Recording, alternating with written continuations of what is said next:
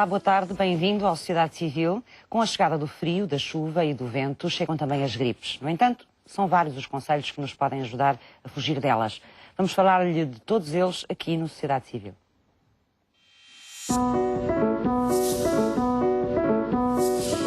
Neste Sociedade Civil, fomos para a rua tentar perceber o que os portugueses fazem para prevenir a gripe. Mais à frente, a farmacêutica Cristina Camões diz-nos que medicamentos podem ajudar a diminuir os sintomas da gripe e explica a importância da toma da vacina como meio de prevenção do vírus. Por fim, o engenheiro Serafim Granha dá algumas sugestões para manter a habitação preparada para o frio do inverno.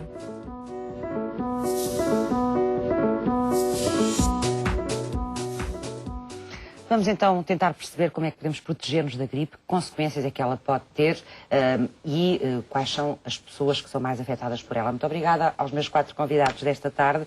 Ana Maria Correia, bem-vinda, é médica de saúde pública, do Departamento de Saúde Pública da Administração Regional de Saúde do Norte. Vamos começar por distinguir o que é uma constipação e o que é uma gripe. Muito boa tarde, obrigada pelo convite.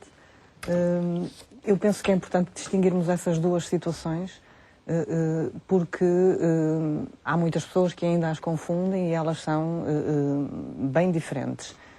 A gripe, por definição, é uma doença aguda, infecciosa, de início súbito, que se caracteriza genericamente por febre, dores musculares, dores articulares, dores de cabeça, tosse, dor de garganta. É Pode ter provocada esses por um sintomas vírus, todos, pode ter apenas alguns desses sintomas, pode ter apenas não é? alguns, e em alguns grupos etários, nomeadamente nas crianças, pode haver sintomatologia gastrointestinal. Os bebés podem ter vômitos, diarreia. Portanto, o quadro de sintomas pode variar ligeiramente de grupo etário para grupo etário, mas tem uma característica que é início súbito e febre alta. E depois sintomas respiratórios. As constipações habitualmente são de início mais gradual, não são acompanhadas por febre e essencialmente têm sintomas também respiratórios, mas mais da árvore respiratória superior. Portanto, às vezes olhos vermelhos, lacrimejantes, o nariz a pingar, garganta. A dor de garganta também. Não é acompanhada por febre e de facto tem um início... Nunca há febre nas constipações? Habitualmente não, só se elas se complicam com outro tipo de infecções. São ambas situações provocadas por vírus, tanto a gripe como as constipações, por vírus diferentes. E enquanto que para a gripe nós temos vacina, para as constipações não temos. Nem é preciso. Nem é preciso, porque habitualmente são também situações... Mas as gripes dão sempre febres altas? Sim, habitualmente dão febre alta. Então, e quando há aqueles sintomas de constipação com febres relativamente baixas, isso é o quê? Que quadro é esse? Pode ser uma constipação também, uma infecção vírica, mas pode haver subposição de outro tipo de agentes. Habitualmente não dá febre.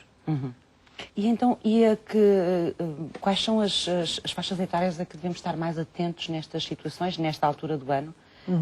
Quer nas constipações, porque as constipações também podem evoluir para outro quadro mais complicado, não é? Podem. Quer nas gripes.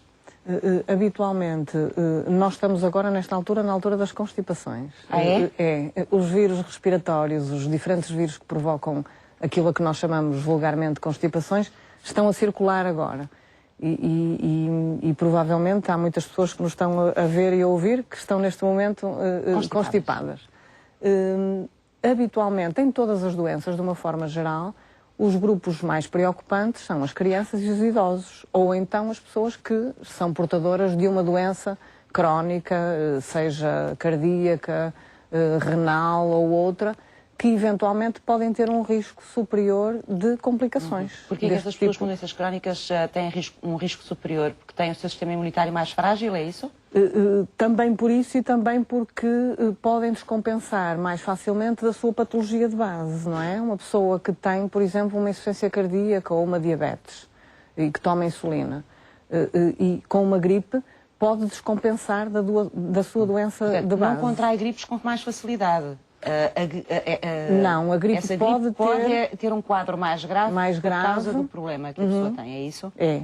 E quando falamos em crianças até que idades? Ou entre que idades? Quando nós falamos de crianças relativamente à gripe, falamos em crianças em idade escolar, portanto até aos 6 anos, 5, 6 anos, habitualmente. Ou então crianças com patologia. crianças com doenças crónicas também têm um risco mais acrescido de complicações da gripe. E crianças muito alérgicas, têm algum quadro especial ou não?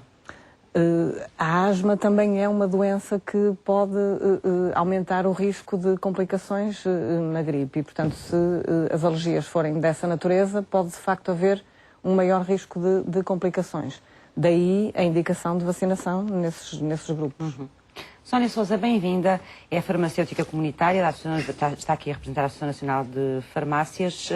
Temos formas de nos prevenirmos das gripes e das constipações?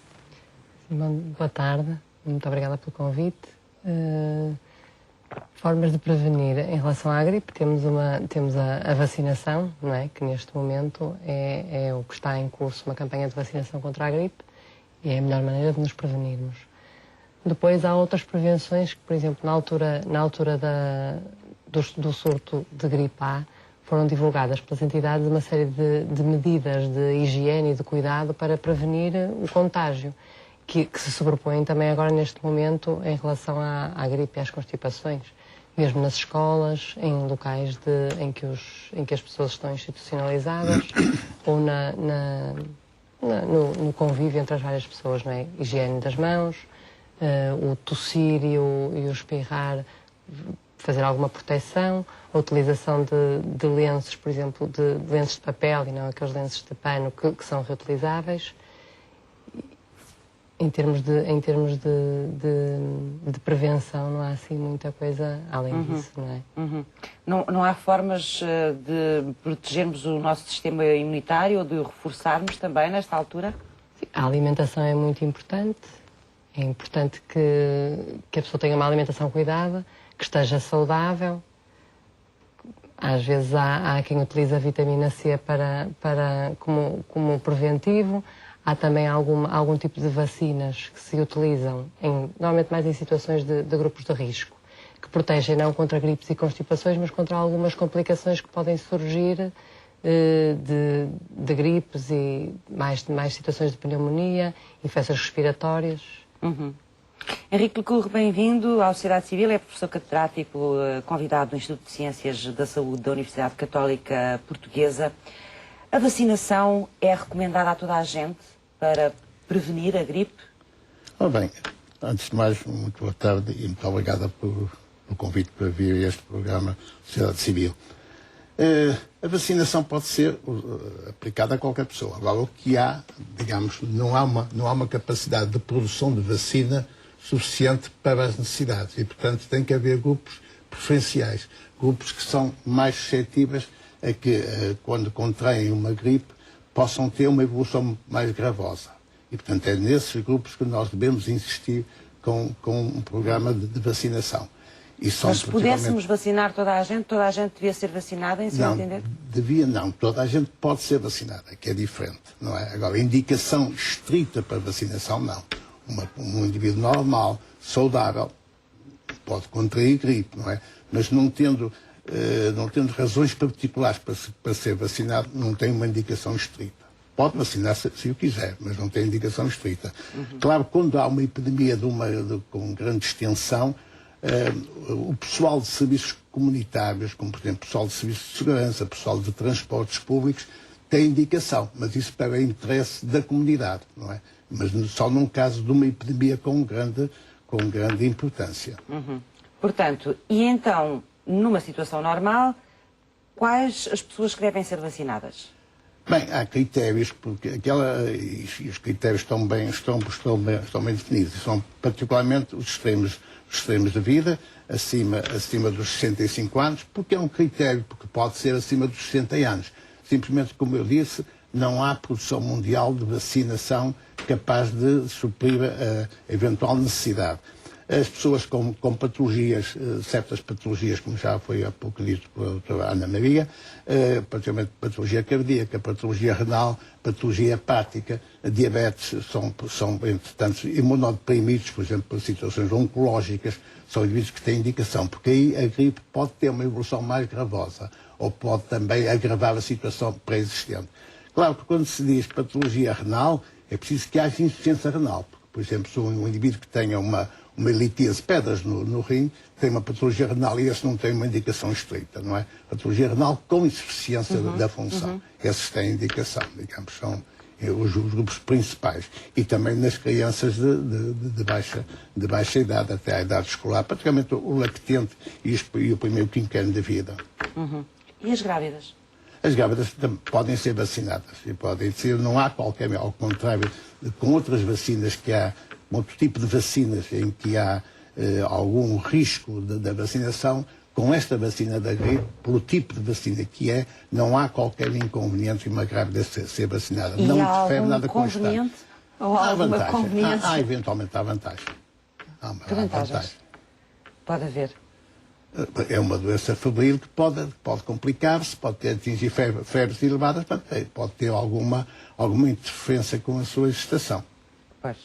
Nazaré Tocha, bem-vinda, é jornalista e diretora da revista Prevenir. Qual é o papel dos média neste tema que trazemos hoje aqui à sociedade civil? Como é que os média trabalham, por um lado, este tema? Que tipo de informação dão às pessoas? Podiam ser mais ativos também nessa sensibilização ou não? Boa tarde, obrigada em nome da Prevenir pelo convite.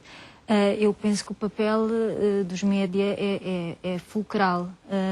Nós vivemos atualmente na era da medicina preventiva, em que a prevenção está a assumir um papel quase ou tão importante quanto a cura. E, portanto, nesta dinâmica só faz sentido a medicina preventiva com a intervenção dos pacientes, os pacientes informados e participativos e parceiros dos médicos, e por isso eles precisam de estar informados.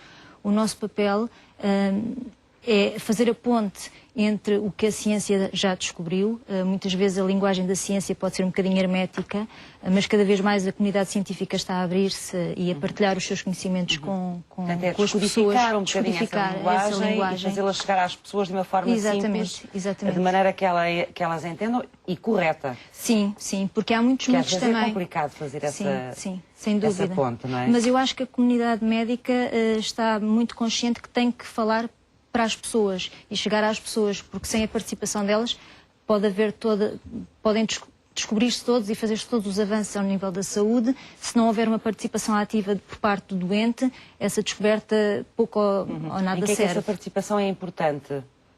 Porque a decisão, a tomada de decisão, por exemplo, optar por um determinado estilo de vida ou optar pela vacinação, a pessoa tem que estar informada e tem que fazer essa opção conscientemente, não é? E, portanto, tem que saber quais são as vantagens, tem que perceber o porquê dessa opção para a sua vida. E aí o nosso papel é fundamental no esclarecimento de todas as estratégias que estão ao seu alcance para poderem intervir e proteger a sua saúde. Porque a Prevenir trabalha tudo que é a área da saúde, não é só esta questão das gripes que hoje estamos aqui a falar, mas tudo que tem a ver com a promoção de uma vida saudável. É exatamente. Porque é muito mais inteligente apostarmos na prevenção do que depois no tratamento. E eu penso que ainda hoje há muita tendência para as pessoas reagirem perante um problema de saúde. A procura de informação ao nível da saúde é mais quando o problema acontece. E é muito mais eficaz se fizermos o processo ao contrário, ou seja, se começarmos por procurar informação antes do problema acontecer e atuarmos em termos preventivos.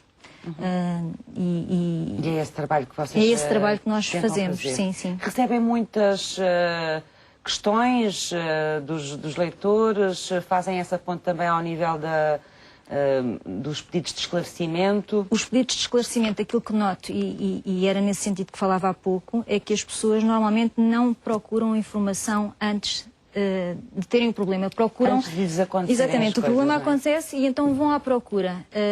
E o nosso papel é há que inverter esse processo.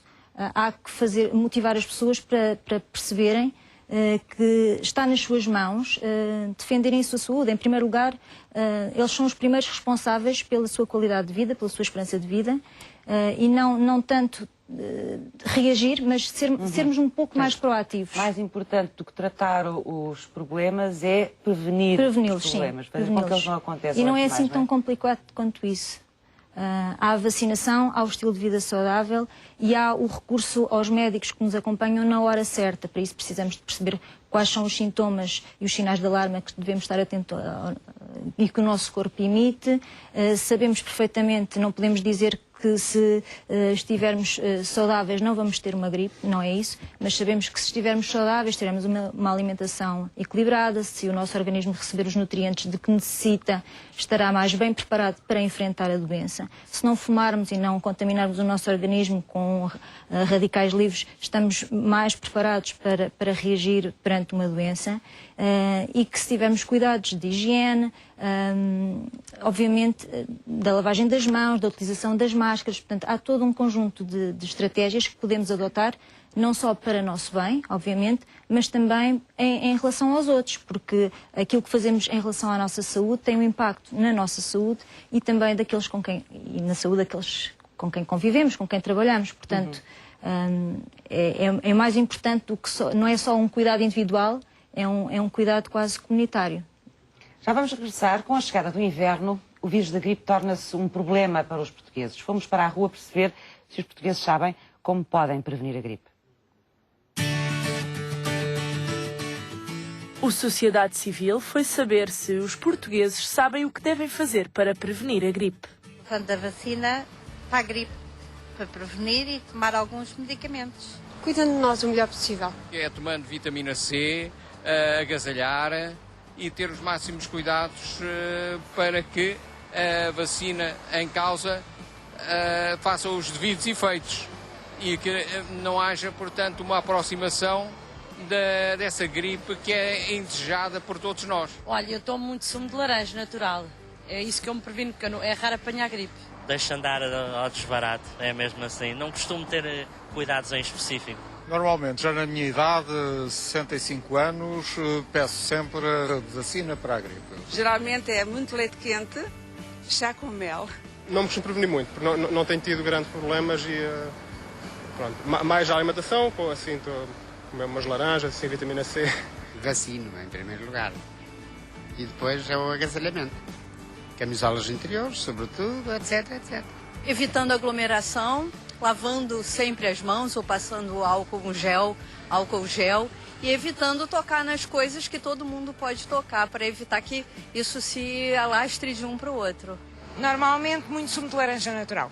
Olha, eu ainda não cheguei a essa fase porque não me constipo e nem tenho assim gripes assim, muito frequentemente.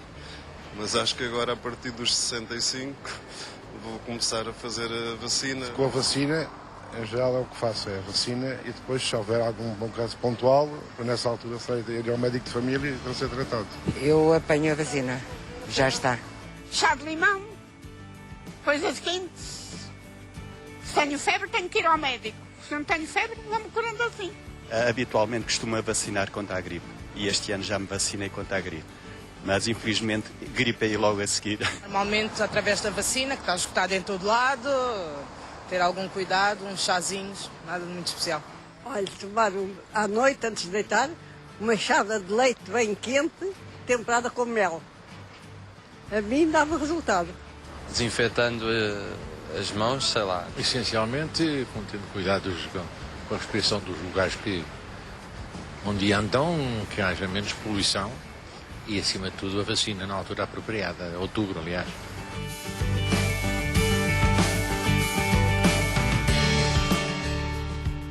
O que é que lhe parece, Ana Maria, estas respostas das pessoas que a sociedade civil inquiriu? Eu gostava de comentar, porque houve ali uma senhora que de facto tocou nos pontos mais importantes e penso que também a doutora Sónia também constatou isso. Foi uma senhora que falou na lavagem das mãos e de facto estas medidas de higiene são importantes para um conjunto enorme de doenças, ajudam a prevenir várias vezes ao dia. Ajudam a prevenir um conjunto enorme de doenças. A lavagem das mãos deve ser feita antes e depois de irmos à casa de banho, antes e depois de comermos, depois de tossirmos e de levarmos a mão ao nariz, se não protegermos com um lenço de papel descartável. Portanto, a lavagem das mãos é fundamental, porque a gripe e outras doenças também se podem transmitir por contacto direto entre as pessoas. A lavagem das mãos quando estamos com gripe ou mesmo não estando? Mesmo não estando. Não faz mal nenhum lavarmos as mãos várias vezes ao dia, nestas situações que eu acabei de referir.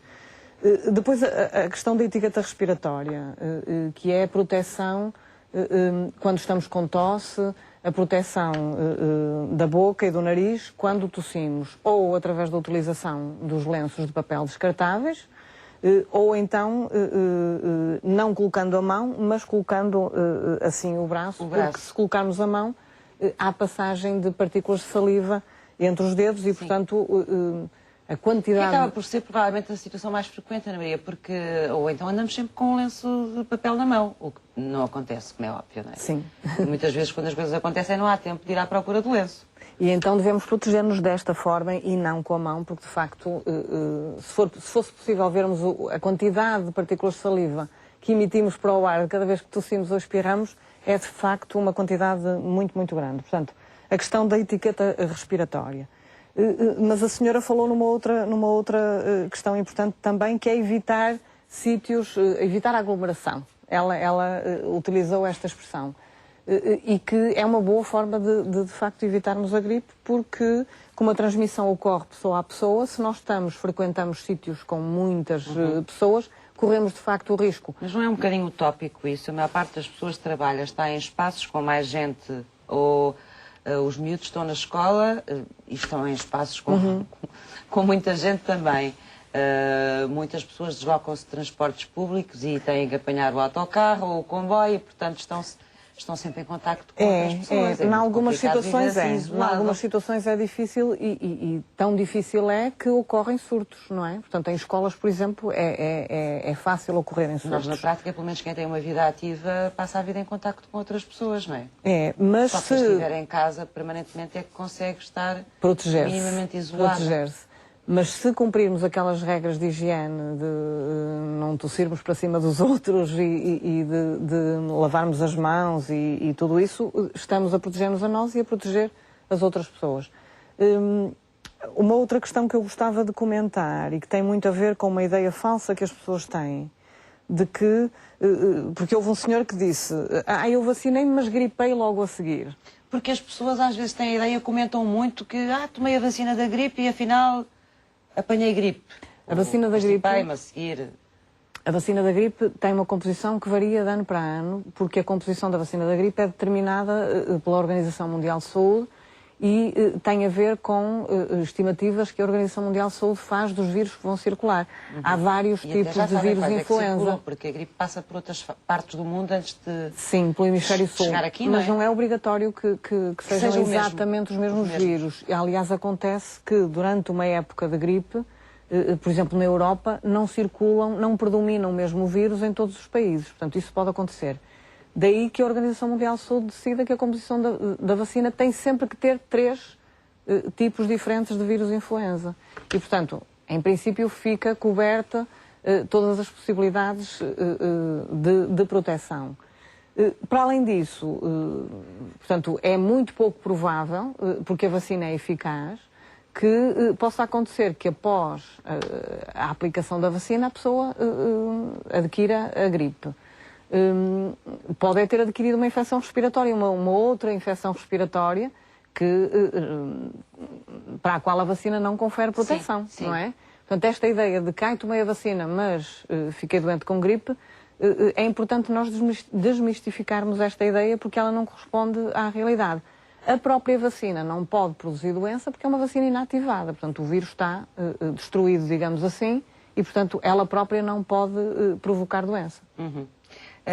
Talvez valha a pena explicarmos um pouco melhor às pessoas o que é que provoca a gripe, que vírus é este e porque é que ele às vezes é tão difícil de apanhar. Porque é um vírus só, não é? Mas depois há vários tipos desse vírus. Há vários tipos e vários subtipos. O vírus que causa a gripe é o vírus influenza. Quando eu digo difícil de apanhar, não é difícil de apanhar porque nós apanhamos gripe. É difícil às vezes de perceber, lá está, qual vai ser o vírus dominante numa determinada população, não é?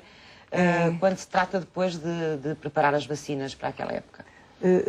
O vírus que provoca a gripe é o vírus influenza e há vários tipos de vírus influenza. Aqueles que podem provocar epidemias são o A e o B, basicamente. E depois dentro do A há uma série de subtipos. São o A e o B, mas há mais. Há o C, mas o C não nos traz problemas. O A e o B é que nos podem, de facto, trazer problemas, porque têm essa capacidade de produzir epidemias. E depois, dentro do A, há vários subtipos que têm uma agressividade diferente, digamos assim.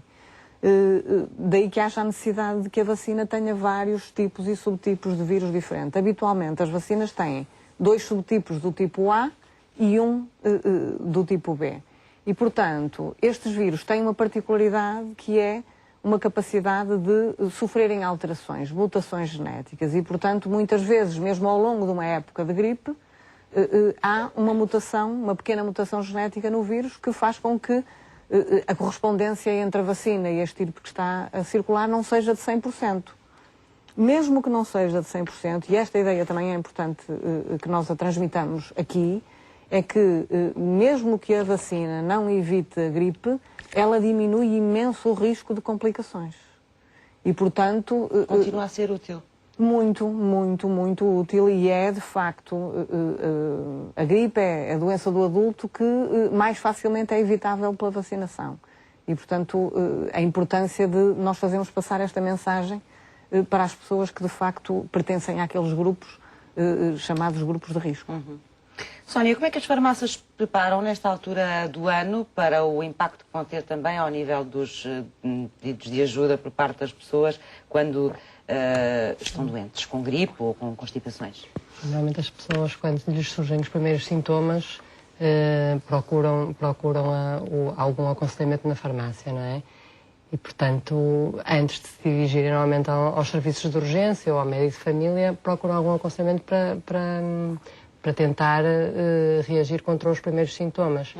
Normalmente aquelas primeiras febres, as dores musculares, dores articulares, dores de garganta, a congestão nasal. E o que nós tentamos fazer é, nessas situações ainda benignas, digamos, tentar ajudar a aliviar os sintomas, com o aconselhamento de algumas medidas farmacológicas, portanto, os antipiréticos, os analgésicos, os descongestionantes nasais. Há algumas medidas também não farmacológicas que também são importantes, porque é preciso que a pessoa também se resguarde um bocadinho em casa, é preciso manter a hidratação da própria pessoa, portanto, ingerir bastantes líquidos. A hidratação é muito importante. Muito importante, sim. A alimentação cuidada, o evitar os tais aglomeramentos, as aglomerações, e evitar também o contacto com pessoas doentes e a própria pessoa doente resguardar-se um bocadinho para prevenir o contágio. E depois tentar também identificar algumas situações que, em princípio, são mais frequentes nas crianças, nos idosos e em grupos de risco doentes crónicos que carecem normalmente de consulta médica, não é? Porque têm sempre estes sintomas um bocadinho mais exacerbados e mais dificilmente conseguem contrariá-los só com estas medidas. Controlá-los, não é? Sim. Mas em circunstâncias normais muitas vezes é possível controlar só com essas medidas? Normalmente sim. Normalmente, se a pessoa não tem nenhum problema de saúde associado, se for só uma situação de gripe, consegue com algumas medidas em casa tratar, porque no fundo o que vai fazer é tratar só os sintomas associados à gripe. Se a pessoa for uma pessoa saudável, em princípio ao fim de 3 dias aqueles sintomas mais exacerbados passam, e ao fim de uma semana a pessoa em princípio estará bem. Henrique Lecurra, que há uns anos andámos aí muito preocupados no inverno destes, não é? Com a questão da gripe das aves e com uma série de medidas também extraordinárias em relação ao que era normal. Como é que estamos hoje em relação a essa questão? Eu gostaria antes disso de comentar um aspecto que a doutora Ana Maria há pouco já falou, em relação àquela entrevista do senhor. Na realidade, isso é muito importante porque eles dizem muitas vezes: eu vacinei, mas tive gripe. Um dos aspectos é, na realidade, como disse a doutora Ana Maria, de contraírem outra afecção respiratória, como constipam-se, digamos assim, e interpretam aquilo como gripe, não é? Primeira coisa. A segunda coisa é que pode já estar a incubar a gripe, e a gripe tem um período de incubação muito curto, de poucos dias. Antes até da vacinação. E embora vacinada, a vacina só iria proteger após umas 3 semanas, portanto já... a gente toma a vacina e só passado 3 semanas é que está protegida? Digamos 2, 3 semanas. Que é outra ideia que as pessoas não sabem. Resposta imunitária. Portanto, só nessa altura é que passam a ser protegidos, não é? A proteção é uma proteção muito boa. Se não protege na sua totalidade, estamos a falar em indivíduos normais que são vacinados, que têm uma boa resposta imunitária. A proteção é muito boa, evita pelo menos as formas graves. Não é? Portanto, isso é um aspecto que queria referir. Em relação à questão do hemisfério sul e hemisfério norte, é uma questão do período do ano. Quando aqui estamos no inverno, o hemisfério sul está no verão. A questão da preparação da vacina, como foi dito, é através, digamos, a Organização Mundial de Saúde envia em princípios de março de cada ano, digamos, as tipos, a indicação para as companhias que fabricam as vacinas, a indicação das tipos que estão em circulação no ano anterior, através de quê? Dos médicos sentinela e dos laboratórios sentinela. Quer dizer, são médicos que dão informação sobre sentinela para muitas doenças. Neste caso, para a gripe, dão informação, doentes com gripe, escolhem amostras e determinam qual é o tipo que está em circulação. Os tipos que são dominantes. E há médicos sentinela por todo o mundo? Sim, por todo o mundo. E porque, por um lado, há 4 centros internacionais de referência, em Atlanta, em Londres, em Melbourne e em Tóquio, e há cerca de 130 centros nacionais no mundo. Em Portugal, o Centro Nacional da Gripe é o Instituto Nacional do Dr. Ricardo Jorge. Portanto, dão essa informação. E, portanto, para a preparação da vacina, que fica depois preparada à volta de julho e para se iniciar a distribuição pelos países, digamos, no princípio da época de inverno no hemisfério norte. Em relação às mutações, quer dizer, o vírus da gripe tem uma característica, é que pode sofrer mudanças da sua constituição e aparecer um novo vírus. Não é? São chamadas mutações. São rápidas essas mutações? Sim, são relativamente rápidas. E pode surgir um novo tipo de gripe, não é? E para o qual a vacina não está preparada. Isso foi o que aconteceu, por exemplo, em 2009. À volta de abril de 2009, como aquilo que foi chamada a gripe suína. Não é, na realidade, uma denominação correta. Foi uma variante do vírus H1N1. Os vírus caracterizam-se pela sua constituição antigénica, que é um H e um N. E depois há vários Hs, há cerca de 18 variedades de H e há 9 variedades de N. E, portanto, e várias combinações entre esses Hs e esses Ns, não é? É por isso que a vacina tem dois tipos A, como foi dito, e um tipo B. O tipo B tem poucas mudanças, o vírus B muda menos. Que e por isso só dá pequenos surtos epidémicos. O mais manhoso é o A, não é? O A é que é mais grave. E quando há uma grande mutação, então há as pandemias. Quer dizer, as epidemias a nível mundial. Uma pandemia a nível mundial. E isso surge quando há uma grande mutação. Por exemplo, passar de H1N1 para H2N2 ou de H2N2 para H3N2. A população não está preparada e toda ela é suscetível. Portanto, grandes pandemias. A primeira do século XX foi a chamada gripe espanhola ou pneumónica. Que foi a chamada gripe espanhola ou pneumónica. Que teve um nome, ela surge em 1918, 19, numa altura em que os transportes não tinham a rapidez que hoje têm. Foi chamada a gripe espanhola e a Espanha não teve culpa nenhuma, porque a gripe veio do leste, veio da Rússia, na altura da Revolução Russa, passou para a Alemanha em guerra, a França. A Espanha estava neutral e foi dada a notícia que havia uma epidemia de gripe. Ficou para sempre a Spanish Flu, a gripe espanhola. E não é a espanhola. E depois chegou a Portugal, não é? E aí teve uma repercussão muito grande, porque supõe-se que tenha morto mais de 50 milhões no mundo. As condições de vida das pessoas e de higiene na altura também não eram as mesmas que são hoje. Mas, por outro lado, estava a falar da questão dos transportes, que é importante. Hoje também gripes destas podem espalhar-se muito mais depressa do que se espalhariam no início do século XX, não é? O indivíduo contrai uma gripe em Hong Kong, num país em que tem uma grande maior número de casos, e no dia seguinte está em Lisboa e pode trazer. Portanto, isso é um aspecto importante. É que a outra demorou tempo, de 1918, demorou tempo a chegar à Península Ibérica, não é? E muito mais a chegar aos Estados Unidos.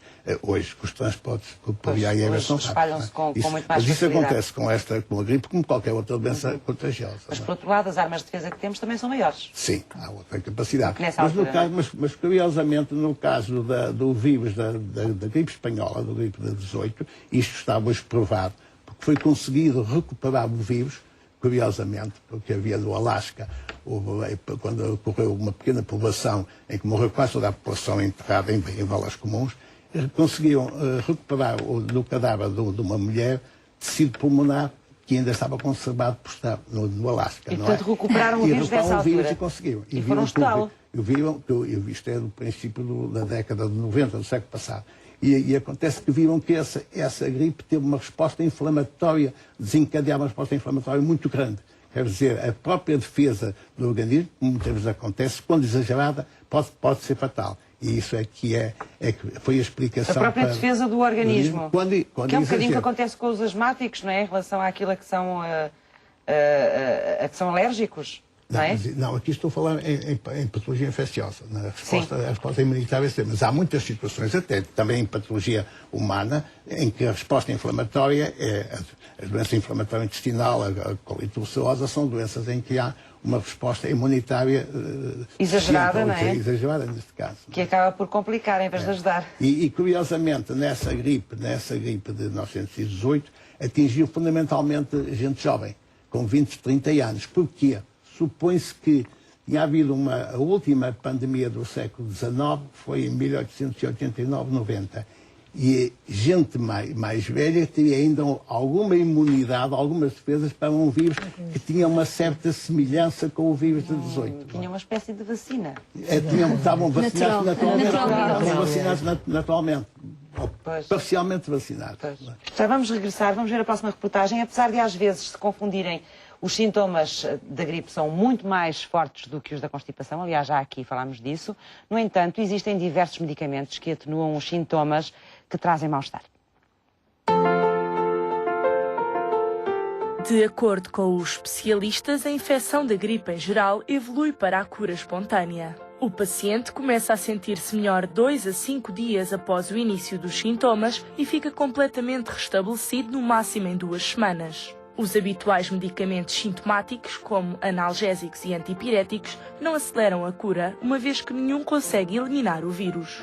A gripe é uma infecção viral que acaba por passar espontaneamente. Portanto, é só ter alguns cuidados para minorar os sintomas, o desconforto, não é? Que pode ir até 2 semanas, e isso dá uma taxa de absentismo laboral grande e as pessoas sentem-se muito incomodadas, até porque dá muitas dores musculares, dá febres altas, os aparecimentos dos sintomas são súbitos, ao contrário de um ligeiro resfriado ou constipação, daí que seja importante ter alguns medicamentos que permitam aliviar esses sintomas. Para aliviar os sintomas, temos os analgésicos e antipiréticos, os antitúrcicos, os expectorantes, consoante seja uma tosse seca ou uma tosse com expectoração, e aquelas famosas pastilhinhas para a garganta que ajudam só a minorar os sintomas de irritação.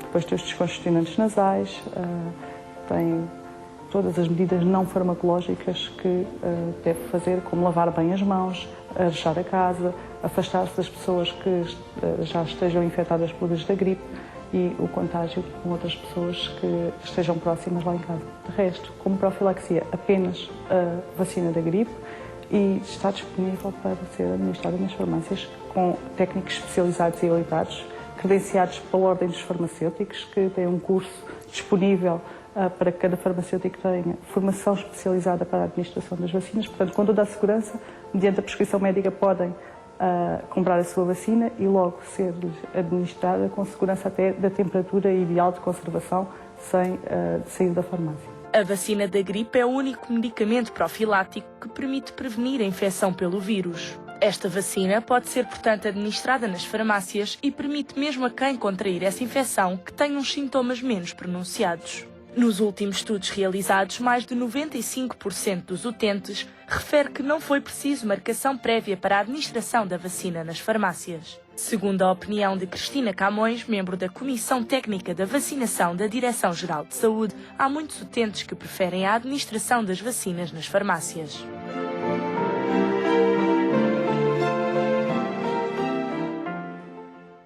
Já falámos aqui de algumas destas medidas de prevenção. A questão dos medicamentos também considero valer a pena aprofundarmos um bocadinho mais, perceber que tipo de medicamentos é que as pessoas devem usar, de que se devem socorrer nestas alturas. Quem me quer falar disso? Ana Maria. Eu queria só fazer um comentário, acrescentar uma coisa àquilo que foi dito, que é a questão da contagiosidade da gripe. Como o professor Henrique Lecou já disse, o período de incubação, portanto, o intervalo de tempo que vai entre a altura em que o vírus entra no nosso organismo e o início dos sintomas, nós chamamos a isso período de incubação, ronda os 2 dias, mais ou menos. Portanto, é um período de incubação relativamente curto. Nesse período de incubação, nós já podemos contaminar outras pessoas? Pois, era isso que eu ia acrescentar, é que o período de contagiosidade antecede, começa antes do início dos sintomas e, portanto, de facto, isto para dizer que a vacinação é a medida mais eficaz de evitar a gripe, porque de facto a pessoa não tem sintomas ainda e já pode estar a contagiar outros. E depois esse tempo de contágio continua sempre enquanto tivermos os sintomas, só desaparece quando deixarmos de os ter? O período de contagiosidade habitualmente termina ao fim de 2, 3 dias após o início dos sintomas, portanto dura no fundo 5 dias. Exceto nas crianças. As crianças emitem vírus durante mais tempo. Portanto, elas são, digamos que, mais disseminadoras da gripe do que os adultos. Daí a facilidade. Provavelmente porque o seu sistema imunitário responde de uma forma menos eficaz do que nos adultos. E daí que a ocorrência de surtos é mais fácil em escolas, porque de facto as crianças libertam o vírus durante mais tempo portanto, essa é, penso eu, a explicação possível para isso.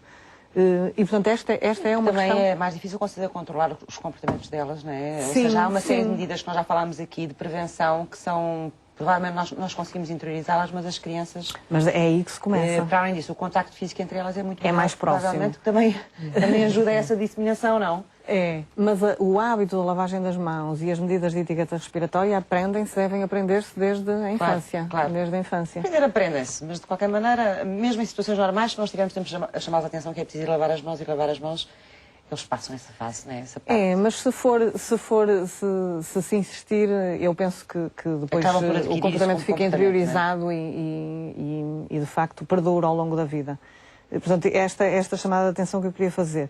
Relativamente à medicação, de facto o tratamento da gripe é um tratamento sintomático, basicamente sintomático e como a grande maioria... Tratam-se os sintomas. É, e como a grande maioria das situações, a gripe é uma doença perfeitamente benigna, não há necessidade de tomar mais nada para além dos antipiréticos.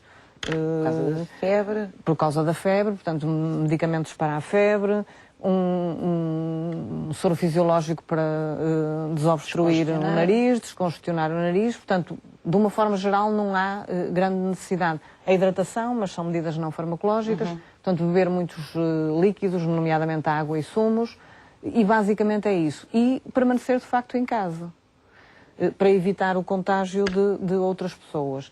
A maior parte das situações de gripe, as pessoas acabam por se tratar e acabam por não recorrer ao médico, porque de facto são situações benignas. Queria também chamar a atenção para, numa situação de necessidade, há sempre a possibilidade das pessoas ligarem para a linha de saúde 24. Isso é importante. Para evitarem, por exemplo, uma ida a um serviço de urgência. De facto, não é benéfico nem para o próprio, nem para as outras pessoas doentes que estão numa sala de espera, uma pessoa com gripe, a não ser em situações muito pontuais. Ou agudas, não é? Claro. Antes disso, deve ligar para a linha de saúde 24, que é o 808 24 24 24, e aconselhar-se com um profissional de saúde sobre aquilo que deve fazer. Através da salinha é possível também encaminhar as pessoas, caso tenham sintomas complicados e se chega à conclusão que é preciso mesmo que procurem um serviço de saúde? Os profissionais de saúde que atendem essa linha estão preparados para encaminhar as pessoas e para detectar os tais sinais e sintomas da alerta que devem, de facto, conduzir a pessoa a um serviço de urgência de um hospital. Portanto, é uma linha que devemos ter por perto. Esse número para usar nesta altura decorar, se precisarmos, não é? E esse atendimento é para toda a gente? Para toda a gente. Qualquer pessoa pode ligar para este número e com qualquer dúvida que tenha relativamente a algum problema de saúde, e será atendido e encaminhado de acordo com a situação. Há pouco noutra reportagem havia, penso que uma senhora que falava do leite com mel à noite, há assim umas mesinhas que de vez em quando nós fazemos em casa, ou há pessoas que fazem e passam como conselho. Falámos também, há pouco a Sónia falava da vitamina C.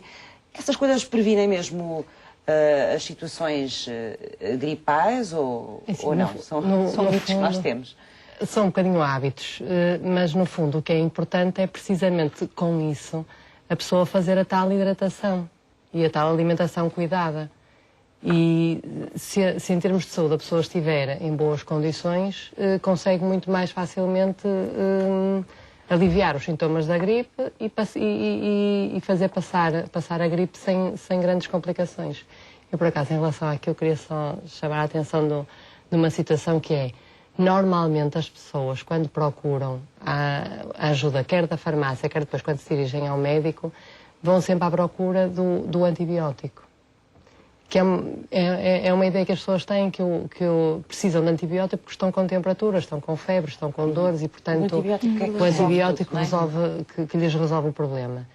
E o antibiótico nas situações de gripe não está indicado. As pessoas têm uma ideia muito marcada de que precisam mesmo do antibiótico e, portanto, é um bocadinho difícil às vezes. As pessoas perceberem em que circunstâncias é que o antibiótico pode ser importante ou deve ser usado. Sim, porque no caso de uma gripe, o que acontece, ou mesmo de uma constipação, o que acontece é que é uma doença vírica e, portanto, o antibiótico não tem utilização. O antibiótico é usado para problemas bacterianos e, portanto, não tem nenhuma indicação no caso da gripe. Só eventualmente se a gripe tiver consequências a nível... Poderá depois ter alguma utilização em situações de complicações que poderão surgir, infecções bacterianas, em resultado da debilidade que a gripe provocou. Mas existe muito essa necessidade da pessoa de que o antibiótico lhe vai resolver. Os antibióticos não dão cabo dos vírus? Não. Só das bactérias? Exatamente. Quando temos um problema de uma infecção, no fundo, não é? Com bactérias. E, portanto, isso é importante que as pessoas percebam, porque insistem muito em antibióticos, é? Insistem muito, não só connosco, mas mesmo até às vezes na consulta médica. Mas como é que fazem para desmontar isso? Por isso mesmo é que é muito importante o aconselhamento, é muito importante que as pessoas percebam que os medicamentos têm que ser utilizados de uma maneira racional, que mesmo... eficaz, não é? Porque eficaz, eficaz, porque mesmo tendo a medicação em casa, porque normalmente as pessoas têm sempre alguma coisa em casa, têm sempre um analgésico em casa, têm sempre um xarope da tosse. Do ano anterior. Exatamente. Só que às vezes não sabem muito bem como utilizar e, portanto, essa informação é muito importante. E depois, saber distinguir também aquilo que são situações que se conseguem resolver em casa, das situações em que realmente é preciso a pessoa procurar o médico, procurar um serviço de urgência, mais até em grupos de risco e doentes crónicos. Zé, estava a falar aqui, a sublinhar a questão dos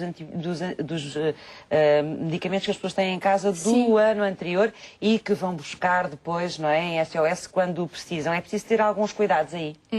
Porque esta questão da automedicação tem que ser tratada com algum cuidado, não é? Porque de facto nós queremos que as pessoas sejam donas, entre aspas, da sua saúde, mas têm que fazer opções sensatas. E o que acontece é que as pessoas às vezes acham que sabem qual é a solução. E a questão do antibiótico é muito recorrente. Eu, quando estive a fazer alguma pesquisa para me preparar para o programa, é de facto um dos mitos mais recorrentes em termos ao nível da gripe, e as pessoas acharem que o tratamento é feito através do antibiótico, e como o têm em casa já do ano anterior, recorrem a ele pensando que têm a solução. E, na verdade, estão a causar... Nem recorrem à farmácia muitas vezes para nem vão, portanto, alguma coisa ou ao médico. Usam o antibiótico do ano anterior. Que o médico prescreveu. Que usaram numa circunstância diferente, para outra... Porque há essa ideia de base que está errada e que, eventualmente, até... Quer dizer, nós estamos a oferecer ao nosso organismo um medicamento que, usado de forma errada, cria resistência à sua eficácia. Essa questão é uma questão importante, consiga perceber que não, há um problema não só de tomar um medicamento que não está a resolver a dificuldade que nós temos na altura, mas que estamos provavelmente a fazer mal num outro sentido. Qual é o impacto de tomar antibióticos sem regra, sem necessidade? Muitas vezes as pessoas, se o antibiótico sobrou do ano anterior, é porque no ano anterior, quando precisou, não o tomou todo. Pois. E geralmente os antibióticos tomam-se até ao fim? Sim, a maior parte das embalagens tem um número de comprimidos adequado às situações e, portanto, em princípio, as pessoas devem cumprir a indicação que o médico lhes deu e devem tomar a embalagem até ao fim, salvo algumas exceções. Que problemas é que isso tem? Já agora, para as pessoas perceberem, Ana Maria, por um lado, não tomarem o antibiótico até ao fim como deviam e depois usá-lo noutras circunstâncias mais adiante. O que acontece é que se de facto há uma utilização indevida do antibiótico, podem surgir resistências e, portanto, as bactérias podem, numa situação posterior, ter desenvolvido resistência àquele antibiótico, o que condiciona a eficácia desse mesmo medicamento. E o problema das resistências aos antibióticos é um problema mundial grave, de saúde pública. E, portanto, nós temos que lutar contra este uso indevido dos antibióticos por parte das pessoas, mas também junto dos próprios profissionais de saúde. Porque às vezes há profissionais de saúde que têm tendência a facilitar a prescrição do antibiótico, porque são pressionados pelas pessoas e a solicitação é muito forte. Portanto, nós temos que, de facto, lutar contra isso, porque temos, a nível mundial e a nível europeu concretamente, graves problemas com resistências aos antibióticos. Nós temos, neste momento, doenças, uma delas muito conhecida de todos, que é a tuberculose, por exemplo, em que temos casos de tuberculose que já não respondem a nenhum dos medicamentos que estão disponíveis para os tratar. E, portanto, temos que, como cidadãos e como profissionais de saúde, ter uma atitude de utilização racional e adequada da medicação, das armas terapêuticas que temos à nossa disposição. Em caso de dúvida, não há nada como pedir um conselho. Ligar para a linha Saúde 24. A linha pode ser uma ajuda aí também. Ou aconselhar-se com o seu médico de família, porque também há facilidade de contactar com o médico de família. Nazaré, nesta altura do ano, quando começam a pensar nas matérias que vão trabalhar junto dos vossos leitores e junto do público nas questões da gripe, quais são os assuntos assim que para vocês são mais importantes trabalhar bem e fazer chegar junto das pessoas? Nós, neste momento, por exemplo, estamos a preparar para a próxima edição um artigo mais alargado sobre doenças respiratórias e muito na ótica de como o leitor pode escapar a elas e aquilo que está nas suas mãos. E aqui, no desenvolvimento deste tipo de trabalho, que vamos fazer até com a ajuda do Dr. Jaime Pina,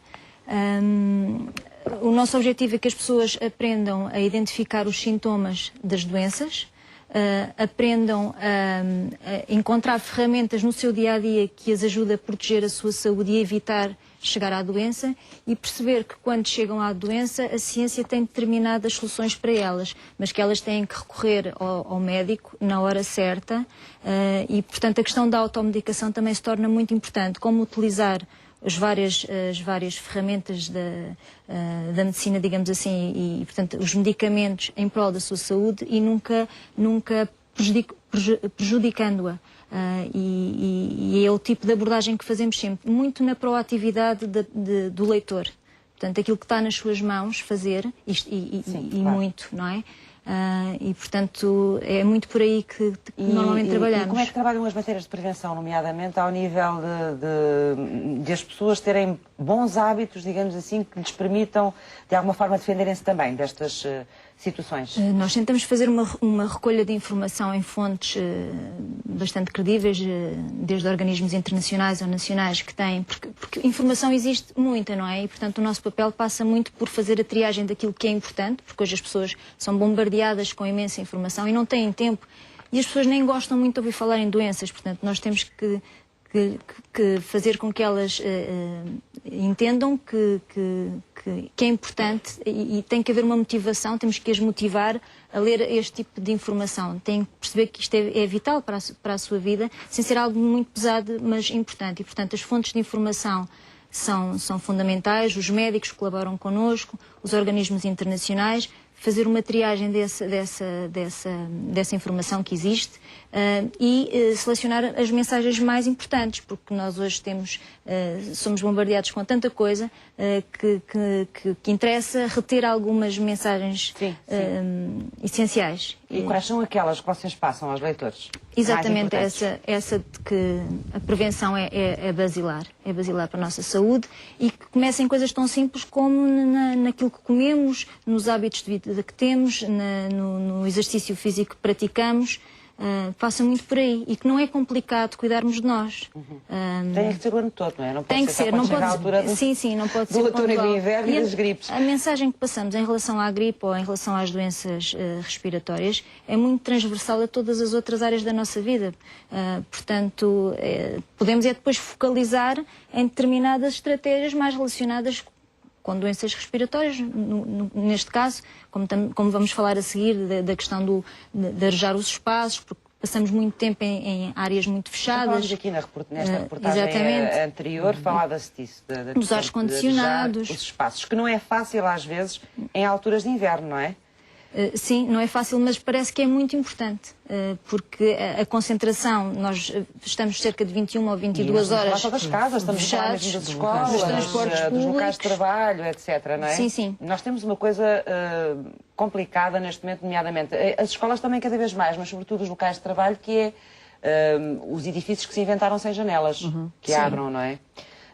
Portanto, o arejar aqui é complicado, mas em muitos edifícios é só o ar-condicionado que funciona. Mas em nossa casa ainda conseguimos controlar um bocadinho. Em casa ainda conseguimos abrir as janelas, não é? E depois há aquela questão da máscara, que também, não sei, levanto um bocadinho essa questão, que nós temos algum complexo em usar a máscara, mas de facto algumas pessoas se calhar faz algum sentido, que são mais suscetíveis de usar uma máscara quando vão num transporte público. De facto, é um ambiente muito em que estamos muito expostos. Os países asiáticos usam muito isso já tranquilamente na rua, vão trabalhar assim, etc. Nós aqui não vamos de máscara para a rua. Nós temos vergonha. Não, mas é um bocadinho o contrário. É a pessoa que está doente é que deve usar a máscara. Para não propagar. Significa depois andar na rua com a máscara e toda a gente saber que eu estou doente e tal. Nós não encaramos isso muito bem ainda, não é? Não vamos isso de uma forma muito descontraída. Sim, acho que ainda acho que de facto ainda há alguma dificuldade. Em geral, as pessoas que andam com máscara que nós vemos são indivíduos que têm patologias tumorais, oncológicas, leucémicas. Estão mais suscetíveis. São suscetíveis a eventual contaminação por via respiratória e, portanto, protegem-se. O que faz logo uma discriminação para o indivíduo. Nós apontamos que leva mas máscara. Isso é uma questão de atitude nossa. É cultural. Temos que ser um bocadinho... Temos que mudar um bocadinho essa nossa atitude. Porque o que é óbvio que a gente vê, nomeadamente em países asiáticos, e aí provavelmente... Sim, aí vai... Pela poluição. A gente a certa altura não sabe se é por causa da poluição, se é por causa de outras coisas. Quando foi esta questão da gripe das aves, eles andavam todos protegidos. Sim, mas é pela poluição, na maioria das situações. Nós aqui não temos ainda essa capacidade de encarar isso sem discriminar quem vai com a máscara, não é? Por causa desse peso, dessa conotação com as doenças leucémicas ou oncológicas. Discriminamos, de certo modo, é uma atitude depois de piedade e tal, porque o próprio doente é capaz de sentir-se menos bem, não é? Claro, com certeza devíamos mudar essa nossa cabecinha. Vamos já voltar. Para evitar a gripe, devemos começar por ter os cuidados necessários dentro das habitações. De seguida, o engenheiro Serafim Granã dá algumas sugestões para manter a habitação preparada para o frio do inverno.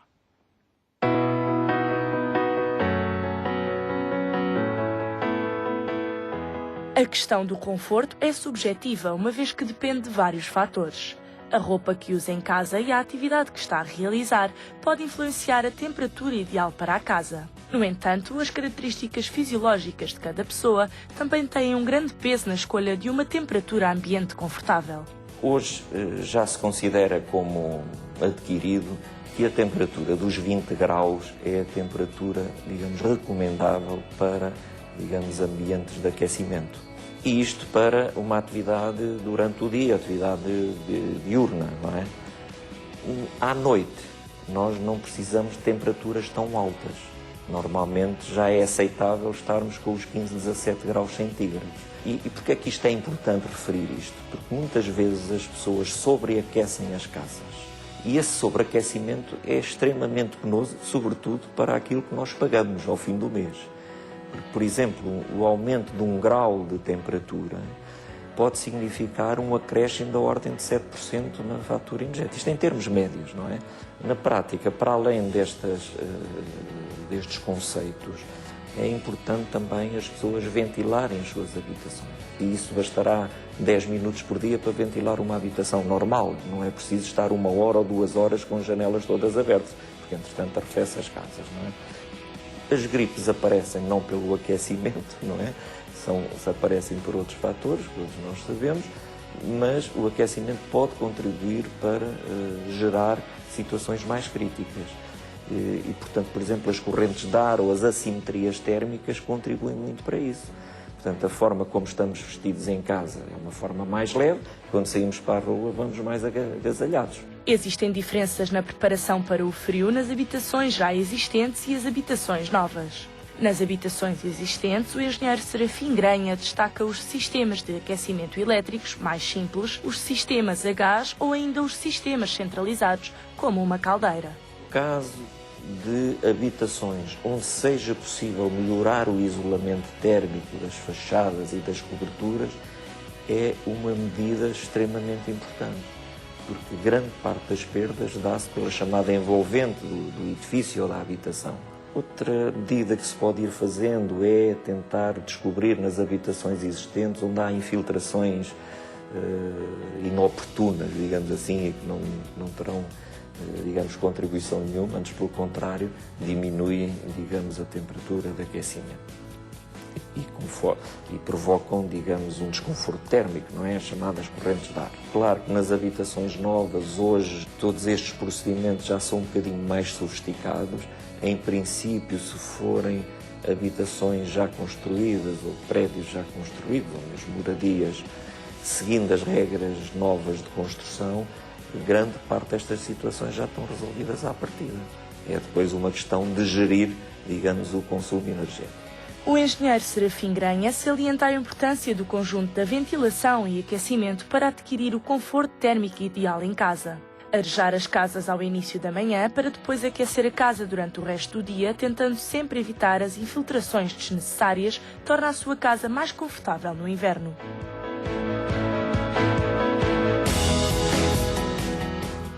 Henrique, falávamos aqui ainda há pouco que nem em todos os edifícios é fácil, nas nossas casas mas nem em todos os edifícios é fácil fazer este arejamento, que pode também ajudar a ter um ar mais saudável e a evitar as situações mais complicadas de problemas respiratórios. O ar-condicionado aí é muito importante, não é? Sobretudo nos edifícios que vivem só dessa circulação de ar. Eu antes disso gostava só de fazer um pequeno comentário em relação àquela reportagem de uma farmacêutica comunitária. É que a vacina deve ser conservada, se eu compro a vacina... É da reportagem anterior, não é? Sim, na reportagem anterior. E deve ser conservada no frigorífico. Muitas vezes, se eu comprar a vacina, mas qualquer vacina, não é só esta, e se for só, digamos, aplicá-la uma semana depois ou 15 dias, ela pode perder alguma potência. Portanto, há necessidade de conservar Sim, imagino que quando se compra a vacina na farmácia, o farmacêutico dê logo essas indicações, não é? Pois, é importante isso. E é importante que as pessoas saibam. Em relação ao ar-condicionado, quer dizer, é também veículo. E é veículo ativo, quer dizer, porque é lançado, e se os seus filtros não estiverem capazes, não fossem substituídos periodicamente, pode ser causa de epidemias, porque lançam agentes microbianos no ar, não é? E, portanto, é muito importante, a nível de saúde respiratória, que os ares condicionados dos edifícios... Os filtros sejam revistos periodicamente. Estamos a falar de uma doença grave, não é? Que pode provocar... Da doença do legionário, da pneumonia do legionário. E tem havido surtos em várias situações. Em Portugal? Sim, em Portugal mesmo. Em Bragança, no Hospital de Bragança, há 2 anos talvez houve um surto. No próprio hospital? Sim. E, portanto, porque também vivem só com os mais ar-condicionados, não é? Com o ar-condicionado e com o filtro que não foi mantido, não foi substituído periodicamente, não é? Uhum. Isso é muito importante. O que é óbvio também é que isso exige dinheiro, não é? E muitas vezes essas coisas vão-se adiando. Ana Maria, vamos falar da questão das vacinas gratuitas. Não são para toda a gente, mas são para alguns grupos da população mais frágil e mais necessitada deles. Como é que isso funciona neste momento? É o segundo ano que o Ministério da Saúde disponibiliza vacina gratuita para determinados grupos de doentes. Este ano o Ministério da Saúde vai disponibilizar cerca de 1 milhão de doses, penso eu, para vacinação gratuita. E essa vacinação... Esse 1 milhão de doses chegará para as pessoas que precisam dela? Para garantir uma cobertura de 100%, não. Porque o grupo prioritário para a vacinação gratuita são as pessoas com 65 ou mais anos de idade. E só esse grupo etário é superior. É superior. E, portanto, não temos mais do que 1 milhão porque não é possível produzir mais, porque há não problemas, como o professor Henrique Loucour disse no início, há de facto problemas na capacidade de produção da vacina. E, portanto, essa questão das cotas, cada país a nível mundial tem uma cota à qual tem direito e depois essas questões, uma vez que os laboratórios não têm uma capacidade ilimitada de produzir vacina, há um acordo. Portanto, nós temos de ter essa parte. Não vai mais cobrir do que a população toda. É quem chegar primeiro? É assim, há critérios? O grupo etário ou os grupos populacionais aos quais a vacinação gratuita se destina são as pessoas com 65 ou mais anos de idade e pessoas que estejam institucionalizadas, para além dos profissionais de saúde. Que é um grupo Quando falamos em pessoas institucionalizadas, estamos a falar de quê, em concreto? Pessoas que estão em lares, nomeadamente lares que têm acordo com a Segurança Social ou lares da Misericórdia. Pessoas também com mais de 65 anos, não é? Sim, e não só. E não só. Pessoas institucionalizadas. Todas? De uma forma geral, quer tenham ou não 65 ou mais anos. Um outro grupo do qual ainda não falamos aqui são os profissionais de saúde, que são um grupo que tem direito, os profissionais de saúde do Serviço Nacional de Saúde têm direito à vacinação gratuita. Só para dar uma ideia, portanto, o Ministério da Saúde vai disponibilizar o tal 1 milhão de doses de vacina. Isso não corresponde à nossa cota total. Quem são os primeiros a ser vacinados? São os profissionais de saúde? Depende, isso depois depende da organização da vacinação. Mas aquilo que este ano se defende e que o Ministério da Saúde defende é que não há necessidade das pessoas irem a correr todas no dia 1 de outubro vacinar-se ao centro de saúde, porque... Já não vão a tempo, já passámos a tempo. Já passamos. Há muito tempo essa data. De qualquer forma, já digo o número de doses que já foi aplicada, que é muito considerável. A vacina demora 2 a 3 semanas, de facto, a garantir que o nosso sistema imunitário responde, mas depois a proteção não é indefinida, não é? Portanto, a pessoa fica protegida 4, 5 meses. Se nós considerarmos que há anos, e o ano passado foi um ano desses, em que o pico da atividade gripal pode ocorrer no fim de fevereiro, março, o ano passado foi no início de março. E em média é onde? É aí? É no início do ano? Em média é no fim do ano, habitualmente. Dezembro, janeiro. Às vezes pode ser mais tarde. Já houve anos em que foi mais cedo, o ano passado foi mais tarde, o ano passado foi no início de março. E, portanto, também não faz muito sentido, considerando tudo isto, que as pessoas se vacinem todas na primeira semana de outubro, até porque isto gera questões de ordem logística. É preciso guardar as vacinas à temperatura entre os 4 e os 8 graus. Portanto, gera questões de ordem logística com as quais os serviços de saúde podem ter dificuldade em lidar. Só para dar uma ideia às pessoas, nas 3 primeiras semanas de outubro já foram aplicadas 450 mil vacinas da gripe. Quase metade. Quase metade. Habitualmente, o que acontece, e o ano passado, como foi o primeiro ano em que foi dada a vacinação gratuita, deu para acompanhar essa distribuição. Nas primeiras 4 ou 6 semanas há uma afluência muito grande aos serviços de saúde, depois ela vai diminuindo à medida Isso que... Isso também tem um bocadinho a ver com as notícias que saem nessa altura, não é? Quando se fala, quando se informa às pessoas de que a vacina já está disponível e, portanto, as pessoas lembram-se e vão, não é? Mas não há problema, não há problema, porque para esta vacinação gratuita não é preciso receita médica. Portanto, a pessoa dirige-se, a pessoa que tem 65 ou mais anos de idade, dirige-se ao centro de saúde e pode ser vacinada sem prescrição médica. As que são prescritas, que são as dos grupos com doenças crónicas, portanto, os insuficientes renais, os doentes cardíacos e pulmonares, a receita médica tem uma validade alargada, sempre para a gripe. Portanto, as receitas prescritas a partir do dia 1 de agosto são válidas até ao fim do ano. E, portanto, as pessoas podem optar por se vacinar um bocadinho mais tarde e não concentrar a vacinação toda no início de outubro. Toda no início de outubro, mas depois também não devem estender muito. Vão tomar em dezembro? Não. O Ministério da Saúde aconselha... Em janeiro? Podem tomá-la até o fim do ano. Até ao final do ano? Até ao final do ano. O pico da doença pode acontecer em fevereiro, não é? Pode acontecer. O ano passado aconteceu em março. Portanto, o pico da atividade gripal aconteceu em março. Este ano ainda não se registou atividade gripal no nosso país. E, portanto, a proteção da vacina, quanto tempo é que tem? Uns 4, 5 meses.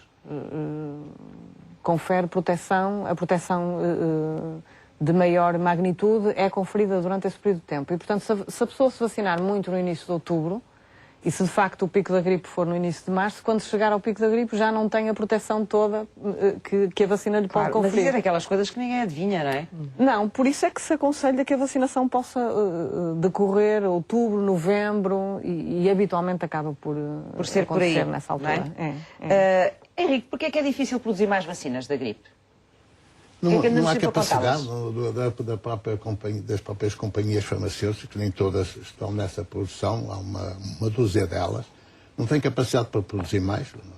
E de vez em quando tem, por exemplo, quando em 2009 surgiu a epidemia que foi chamada a gripe suína, surgiu à volta de abril, com os casos no México e na Califórnia, acontece que a vacina que estava nessa altura, essa gripe foi causada também por uma estirpe, H1N1, mas a vacina que existia na época, também para o H1N1, não era eficaz para esta. E só as companhias tiveram que produzir uma nova vacina, uma nova alteração à vacina para incluir esse novo tipo de agente, que só em outubro foi disponibilizado. É muito demorado fazer uma vacina? Meses, sempre. Repare, quando a informação da Organização Mundial de Saúde é dada no princípio de março, as companhias só para julho, agosto é que têm a vacina preparada. E depois têm que fazer ainda testes de segurança, portanto só começam a disponibilizá-la em setembro, outubro. Há pouco estava-me a dizer, a contar a história dos médicos sentinela e dos centros em todo o mundo que fazem essa recolha de informação, que é passada depois aos laboratórios e que eles recebem essa informação por volta de março. Sim, princípio de março. Princípio de março. E depois a partir daí começam a fazer as vacinas, a fabricar a nova vacina, se há necessidade de uma nova vacina. Falar uma situação normal, não estamos a falar do H1N1 e dessa situação que obrigou os laboratórios de repente a terem que responder de uma forma especial. Surgiu, foi uma coisa que surgiu que não se contava. Claro. E, portanto, e depois essas vacinas demoram quanto tempo a fazer, a partir de março? Meio dúzia de meses, portanto, março, abril, maio, junho, mais ou menos. Em julho as têm mais ou menos preparadas, têm que fazer depois os testes de segurança. Não podem fazem sempre, todos os anos, para cada vacina que fazem da gripe, anualmente? Testes de segurança. E, portanto, só tornam disponíveis para a distribuição em fim de setembro, à volta disso. E nós precisávamos de ter mais laboratórios a produzir estas vacinas ou acha que é suficiente neste momento o que existe? Claro que a população mundial está a envelhecer e, portanto, há mais necessidade de vacina. Mas neste momento não há capacidade de produção. Mas seria necessário mais, não é? Com a população a envelhecer? Sim. Estamos quase no final. Nazaré, não sei se quer deixar alguma informação mais aos nossos espectadores sobre esta matéria. Vou deixar o tempo livre para vocês poderem deixar mais alguma informação, se quiserem. Estava-me a lembrar também de um tópico que muitas vezes é associado à vacina da gripe e que acho que era importante esclarecer, e temos aqui especialistas mais do que credibilizados para o fazer, que tem a ver com a ideia também que se tem que a própria vacina da gripe provoca a gripe. E isso é uma ideia completamente errada, é um mito frequente, e acho que era importante explicar às pessoas que o vírus é inativo, não é? E, portanto, de modo algum poderia ter esse impacto no organismo. E muitas vezes isso também afasta um bocadinho as pessoas desta opção. É uma ideia que eu acho que é importante desconstruir. Não, é que o que acontece é que a vacina não é de vírus atenuados, é de componentes do vírus, portanto são insuficientes para provocar a doença. Portanto, não podem, aqui é uma situação em que não podem provocar a doença. É um conceito errado, como diz, mas que é comum, é comum, que é aceito. confusão entre as constipações e as gripes também. Foi por aí que começámos, aliás. Foi. Ana Maria, quer deixar mais algumas indicações que possam ser úteis ou alguma informação? O reforço que eu queria fazer era na vacinação, de facto. Então? Porque aquilo que nós temos concluído na análise de dados que temos feito de anos anteriores é que uma grande percentagem das mortes que ocorrem por gripe seriam evitáveis se as pessoas se tivessem vacinado. E, portanto, uma recomendação especial para... Essas mortes acontecem já agora em que população? Não acontecem necessariamente, não necessariamente. Não necessariamente nas pessoas mais velhas. Depende do vírus que circula, mas atingem muito grupos etários antes dos 65 anos. Então aí as pessoas têm que fazer a vacinação pagando a sua vacina. Como é óbvio. Sim, a vacina é comparticipada, é uma vacina barata, é comparticipada... Portanto, pode ser passada pelo próprio médico de família? O médico de família prescreve a vacina, a receita é válida até ao dia 31 de dezembro, portanto as pessoas podem dirigir-se à farmácia e adquirir a vacina. Quanto custa?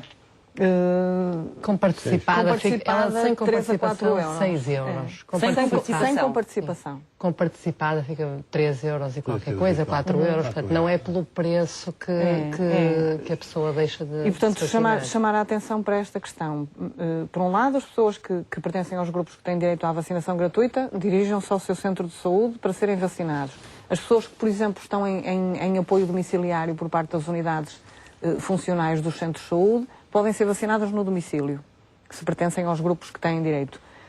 Os doentes crónicos, portanto, as pessoas que têm diabetes, que têm bronquite crónica, que têm uma asma grave, que têm uma insuficiência hepática, essas pessoas devem dirigir-se ao seu médico de família e falar na vacina da gripe e vacinar-se, porque, de facto, a vacina apenas tem uma contraindicação só em situações em que há uma alergia, em que houve uma reação alérgica muito grande à vacina, uma dose anterior, é que ela está contraindicada. De resto, Pode haver situações de alergia, Pode, mas são raras e só nessas situações é que de facto há contraindicação para vacinar. De resto, a vacina pode ser utilizada e é uma vacina que é eficaz. Pode não evitar a gripe porque não há nenhuma vacina 100% eficaz, mas reduz a probabilidade de complicações. Que as pessoas podem ter no caso da alergia? Pode ser aos componentes, digamos que pode ser uma alergia às proteínas do ovo, porque a vacina é fabricada com essa tecnologia, ou aos excipientes, às substâncias que os laboratórios adicionam às vacinas para as tornar mais facilmente aplicáveis. E, portanto, essas são situações muito pontuais em que, de facto, há contraindicação. De resto, não há contraindicação, a não ser... Elas também só estão indicadas para pessoas com mais de 6 meses de idade. As crianças até aos 6 meses não Estava-me a dizer, no início deste conselho que está a dar, não é? Que isso pode evitar muitas mortes, é? Pode evitar mortes, porque, de facto, aquilo que nós assistimos quando analisamos os dados de anos anteriores é que algumas das pessoas que faleceram por gripe teriam sido mortes evitáveis, porque foram mortes precoces, se as pessoas de facto estivessem vacinadas. Portanto, uma forte recomendação para a vacinação. Quantas pessoas morrem com gripe por ano, mais ou menos, em Portugal? Não sabemos. Uma ideia, não temos. Não conseguimos não. Se bem que estejamos a fazer um esforço nesse sentido. O que é que complica saber esses dados, Ana Maria? Nós, para sabermos isso, temos que ter acesso aos certificados de óbito. E, neste momento, penso que no futuro próximo isso será possível. Ou então temos que fazer estudos retrospectivos, temos que pesquisar dados nos serviços de saúde. E, portanto, não temos neste momento ainda a possibilidade de dar esses números.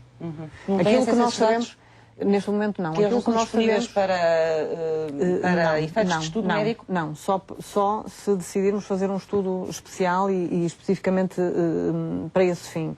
Aquilo que nós sabemos é que algum do excesso de mortalidade que ocorre no inverno, que a mortalidade tem um comportamento sazonal. Sim. Portanto, há sempre um pico de mortalidade. Era evitável dessas pessoas se elas se tivessem vacinado, grande número dessas porque não teriam os sintomas tão graves, eles seriam atenuados e provavelmente não haveriam um desfecho desse. É isso, não é, Ana Maria? A ideia é essa. Sónia, quer dizer mais alguma coisa lá para casa antes de fecharmos? Queria dizer que na contribuição também de uma tentativa de aumentar a vacinação contra a gripe, as farmácias desde 2008 disponibilizam um serviço que é um serviço de administração de vacinas não incluídas no Plano Nacional de Vacinação, e entre elas está a vacina da gripe. Portanto, também ministram a vacina nas Também farmácias? administramos a vacina, precisamente desde 2008. Quer dizer que as pessoas podem comprá-la e tomá-la logo. Exatamente. E evitava aquele problema de ter que levar a vacina para casa e ter que quebrar, ir para o frigorífico e não se quebrar a esqueça. cadeia de frio. Tem todas as vantagens, porque no local onde a pessoa adquire a vacina pode logo administrá-la, portanto, proximidade. Em termos de horário, também são horários alargados. E em relação ao último relatório do Instituto Nacional de Saúde, do Dr. Ricardo Jorge, de 2011-2012, indica já que mais de 50% da população que adquiriu a vacina na farmácia fez a sua administração também na farmácia. Não é? De forma automática. Sim. Muito obrigada. Hoje, nas Respostas dos Parceiros, vamos conhecer o Programa de Incentivo ao Desenvolvimento do Instituto Português do Desporto e Juventude.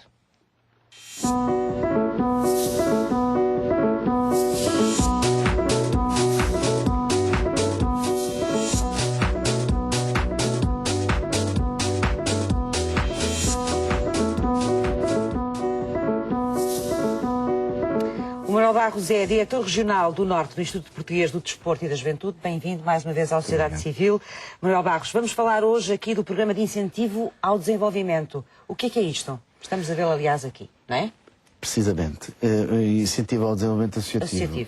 Isto tem a ver com 3 questões fundamentais. Em primeiro lugar, o investimento que o Estado faz no movimento associativo jovem, quer ao nível do movimento associativo juvenil, quer ao nível do movimento associativo estudantil. Por outro lado, tem a ver com a evolução do próprio, com a história e a evolução do próprio movimento associativo. E por outro, o incentivo ao empreendedorismo e uma resposta também em contexto associativo para a questão da criação de emprego e a empregabilidade dos jovens. Desde quando é que existe este programa? Este programa existe desde o ano passado. O programa tem que ser integrado no Impulso Jovem, que é um programa mais alargado, um programa da responsabilidade do Instituto de Emprego e Formação Profissional, e que o Instituto Português do Desporto e da Juventude tem a responsabilidade de desenvolver ao nível do empreendedorismo ou dos estágios em contexto associativo. Portanto, o projeto meio, o projeto principal é o Impulso Jovem. E tem muito a ver com criar incentivos para o emprego jovem, certo? E depois, dentro desse programa do Impulso Jovem, há este programa.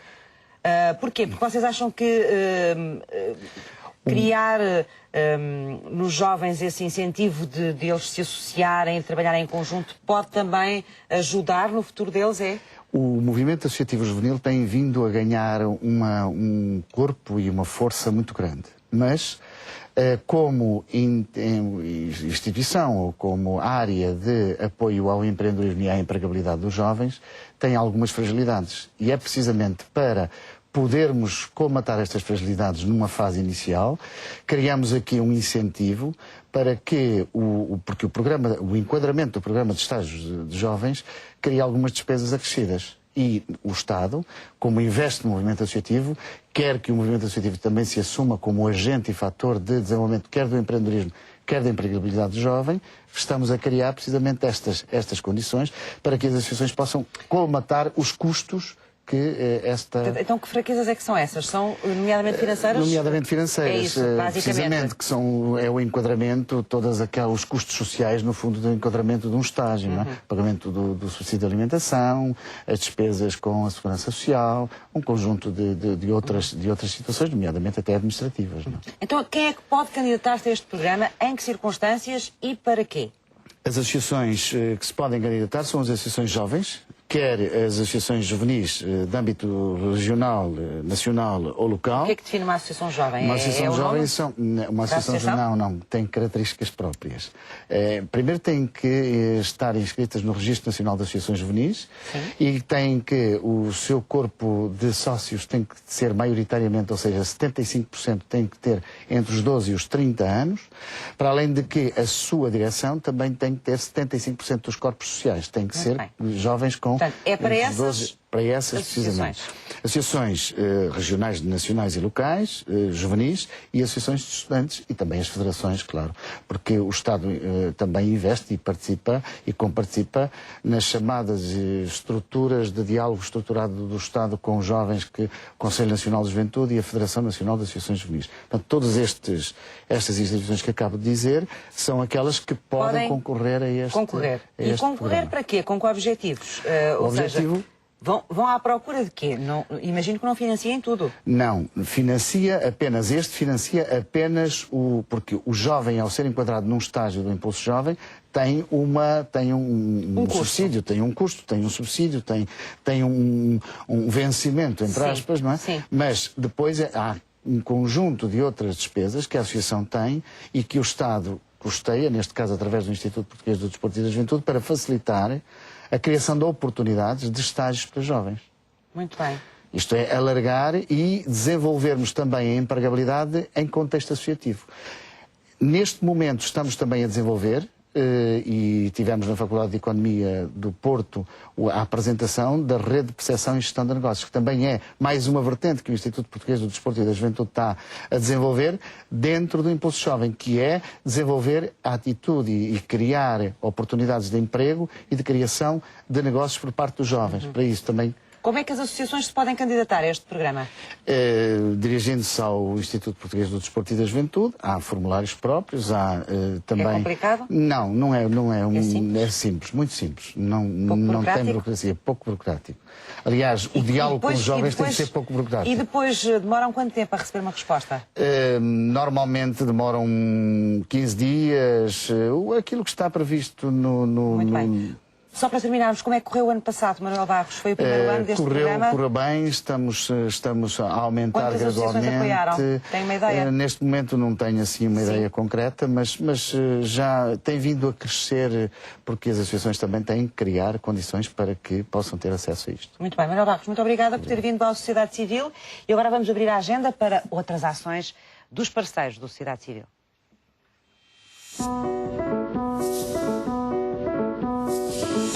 Está patente até janeiro de 2014 no Centro Cultural de Cascais a exposição Picasso Gráfico. Composta por 24 gravuras de grande formato do pintor espanhol, esta é a primeira apresentação mundial destas obras, seguindo-se a Portugal uma itinerância internacional. A exposição é de entrada gratuita. O Jardim Botânico de Lisboa oferece todas as segundas e quartas-feiras aulas regulares de Qigong terapêutico. Um ramo da medicina tradicional chinesa que surgiu há mais de 3.000 anos e que se baseia numa série de movimentos e posturas inspirados na natureza e em vários animais que procuram o relaxamento do corpo e da mente, bem como o aumento da concentração e da criatividade. O Museu Nacional de Arte Antiga recebe a exposição Francisco de Goya e Lucientes, retratos de Carlos IV, rei de Espanha, e de Maria Luísa de Parma, rainha de Espanha. Uma excelente ocasião para apreciar o gênio de um pintor raramente visto em Portugal, patente até janeiro de 2014. A Fundação Portuguesa das Comunicações e o Museu das Comunicações de Lisboa realizam uma oficina de TV. Decorre no dia 23 de novembro e é destinada a crianças entre os 5 e os 12 anos que tenham curiosidade em conhecer um estúdio de televisão e em realizar o seu próprio programa. O Sintra Canopy, a floresta vista de cima, é uma atividade permanente que permite aos participantes deslizar por entre plataformas junto às copas das árvores em percursos de até 900 metros através de cabos e recorrendo à técnica de slide. Decorre na encosta do Castelo dos Mouros, em Sintra, e pode ser realizado por qualquer pessoa a partir dos 10 anos.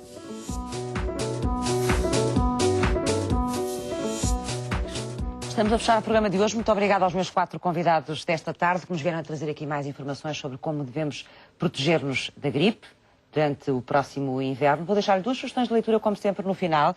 Um livro que reconta a história dos exploradores portugueses e reis africanos, Viagens ao Coração de África, no século XIX, um livro de Frederico Delgado Rosa e Filipe Verde.